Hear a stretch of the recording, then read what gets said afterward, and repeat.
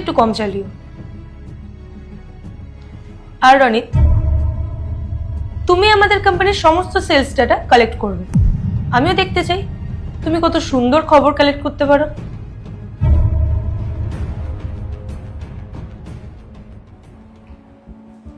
What happen guys?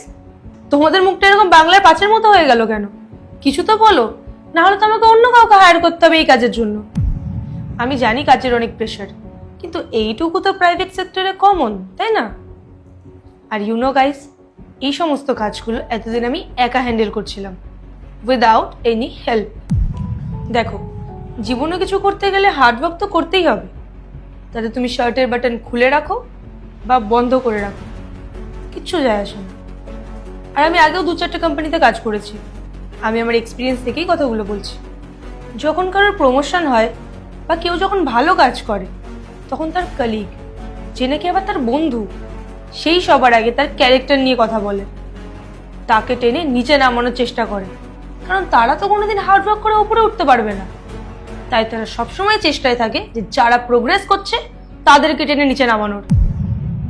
কারণ তারা অন্যের সাকসেস দেখে এতটাই হিংসে করে যে নিজেদের ইগোকে স্যাটিসফাই করার জন্য যে কোনো লেভেলে যেতে পারে, তাতে সে কারোর ব্যাপারে জানুক বা না জানুক। তারা তোমার ক্যারেক্টার নিয়ে যা খুশি বলতে পারে। আর স্নেহা, বাই এনি চান্স যদি কাল তোমার প্রমোশন হয়, তুমিও কিন্তু মেন্টালি প্রিপেয়ার থেকো এই সমস্ত কথা শোনার জন্য। আর তোমার কি মনে হয় এরা তোমার বন্ধু? এরা তোমার ব্যাপারে এসব কথা বলবে না? এসব ভুল ধারণা নিজের মধ্যে রেখো না। আর আজকের পর যদি আমি দেখেছি যে তোমরা কাউকে নিয়ে ভুলভাল গসিপ করছো, তাহলে কিন্তু আমি বসের কাছে গিয়ে কমপ্লেন করে দেবো, আর অনেক স্ট্রিক্ট অ্যাকশন নেওয়া হবে। সো কোম্পানির পরিবেশ নষ্ট করা বন্ধ করো তোমরা। সরি ম্যাম, নেক্সট টাইম থেকে আর হবে না। চলো, এই মোটিভেশনাল স্পিচ দিয়ে আমি আমার মিটিং শেষ করছি। Guys, back to work. Sneha, তুমি একটু দাঁড়িয়ে যাও। স্নেহা, শার্টের বাটন খোলা হোক বা বন্ধ, ক্যারেক্টার স্ট্রং হওয়া উচিত। Sorry ma'am. It's okay. I wish you all the best for your career. Thank you.